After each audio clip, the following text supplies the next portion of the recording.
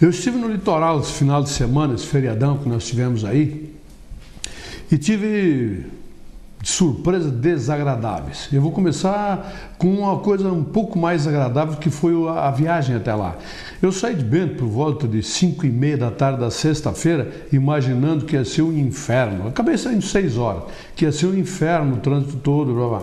Mas eu fui pela freeway, né, e acabei viajando, transitando sem grandes problemas, sem ser aqueles problemas normais que tem com os cabeças de bagre, os motoristas de primeira viagem, né, que recebem a carteira de habilitação e já metem o carro na estrada e fazem aquilo que nós já estamos acostumados a ver. Mas enfim, sem grandes problemas, até chegar em Osório. Bom, ali, Estrada do Mar, todos os prefeitos tiveram o ano inteiro para recuperar as ruas de suas cidades. Como o governo do estado teve o ano todo para tratar das rodovias que levam até o nosso litoral, sabendo que ia acontecer o que aconteceu nesse feriado. Um monte de gente, milhares de automóveis se dirigindo para lá. O que aconteceu? Recapearam um pedacinho da Estrada do Mar, naquele trecho entre Tamandaí e Capão da Canoa, mas como tudo aqui, não sinalizaram. Não refizeram a sinalização de uma das rodovias mais perigosas nesse período de verão, que é a Estrada do Mar. Ela tinha que ter sido sinalizada imediatamente, mas isso lá em setembro, naquela época que deu ali de tempo bom, ser recapeada, sinalizada, deixar ela prontinha para que quando começasse o veraneio, que começou nesse final de semana, apesar do frio, né, mas que tivéssemos a nossa rodovia em perfeitas condições. Não estava, lamentavelmente. E dentro da cidade, como sempre, os prefeitos teriam que dar uma explicação para a população onde eles enfiam o dinheiro. Deve ser um local caliente, escondido. Só pode enfiar o dinheiro num lugar assim, porque oferecendo condições para os veranistas, é claro que não. É só quem chegou lá viu isso no feriadão todo. Aliás, acho que nós temos que começar a pensar seriamente na previsão do tempo, hein? Deram uma previsão do tempo de 3, 4 dias maravilhosos, que de manhãzinho era um pouquinho frio, de tarde esquentava, escambau, estava um vento gelado lá, ninguém tinha coragem de chegar perto da praia. Mas enfim, ou dão um jeito no nosso litoral, ou olha aqui, amigo, faz o seguinte, guarda o dinheirinho, veraneia cada 2 anos ou 3 anos e sai daqui, vai para outro lugar, não tem prefeitos que tenham respeito pelos seus munícipes e pelos veranistas e que tenha um governo de estado que se planeje, né, com antecedência devida. O trânsito foi, como sempre, uma tragédia. Até ontem à noite tinha 18 mortos no trânsito do Rio Grande do Sul. No país inteiro foi uma verdadeira guerra do Iraque. Morreu um monte de gente também. E não vai mudar isso nunca.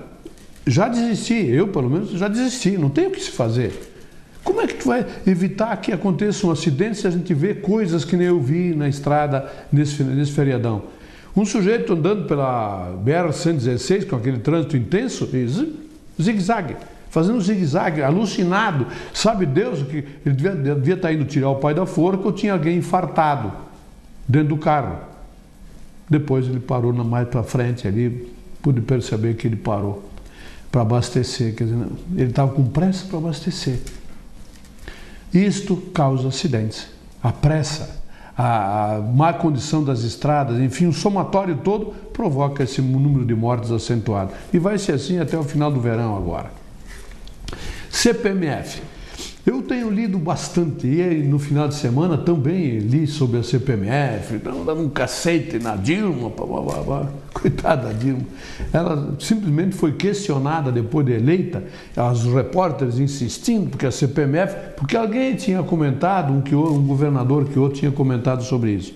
Mas enfim, deram uma conotação extraordinária, ampliaram aquilo tudo como se a CPMF fosse entrar em vigor no dia seguinte. E não é assim.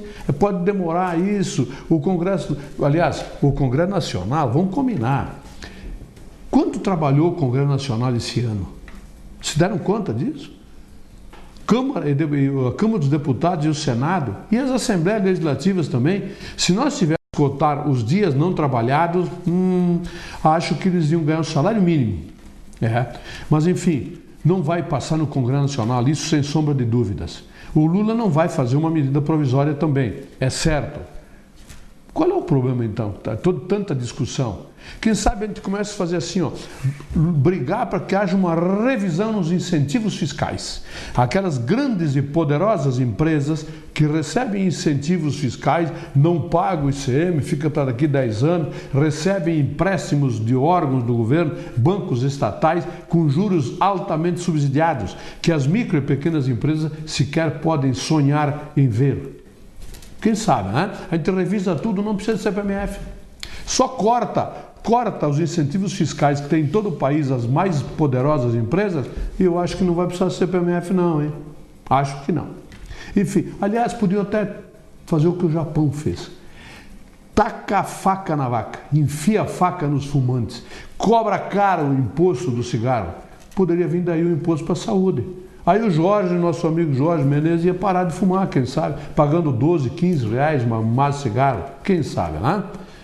Tem outras fontes de renda? Tem. Agora, aquele 0,1% da contribuição sobre a saúde, ele viria bem, porque ia pegar assim na curva aí, muita gente boa, viu? O interessante disso tudo é que a Dilma comentou também sobre desonerar a folha de pagamento das empresas, para fazer com que haja um pouco mais de competitividade das empresas exportadoras, principalmente. O interessante disso é que não deram todo o destaque que deram para a CPMF, que nem foi ela que falou. Interessante isso. Deveriam ter colocado manchete de capa: Dilma fala em desonerar a folha de pagamento.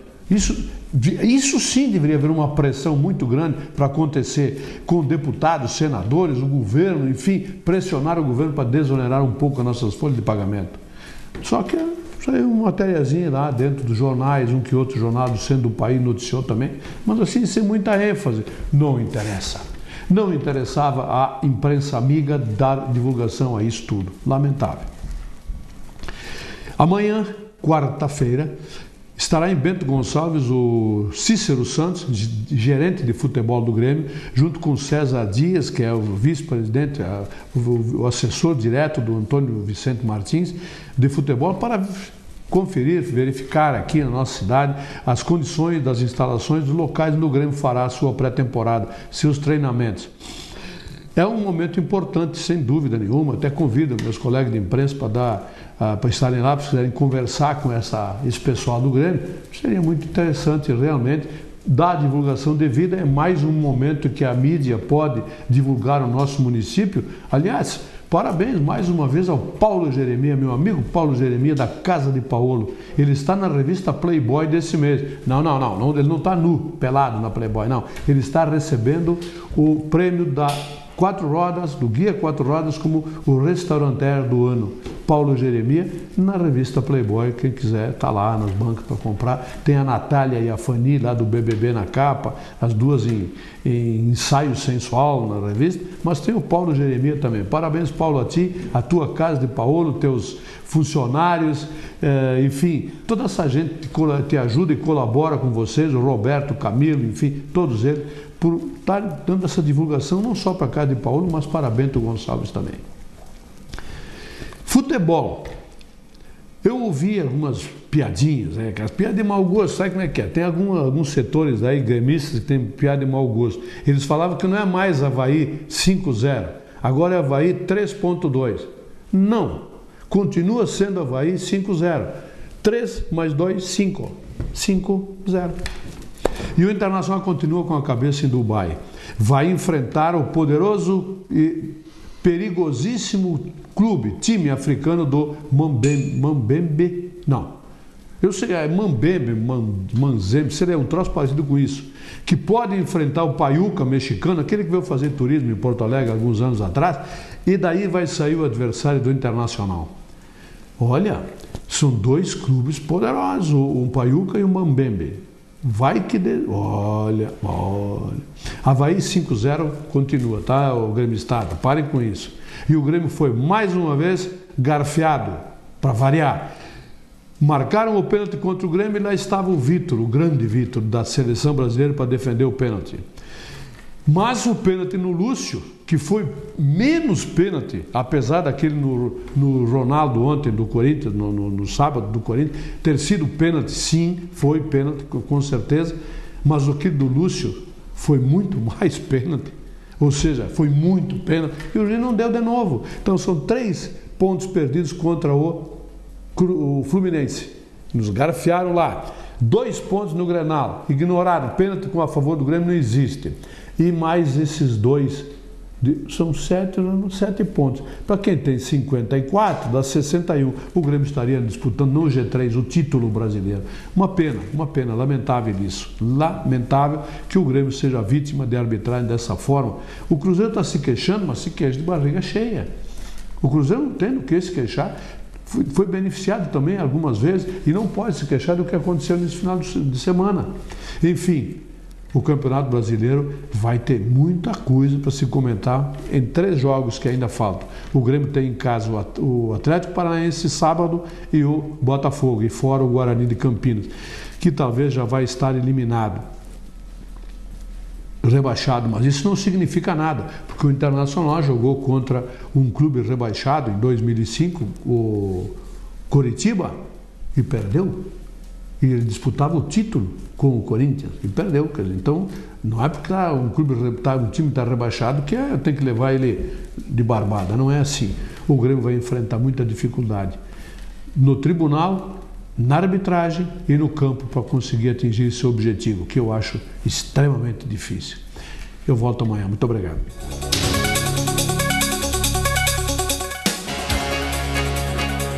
Opinião com Antônio Frisso. Oferecimento Ludfor Consultoria em Energia. www.ludfor.com.br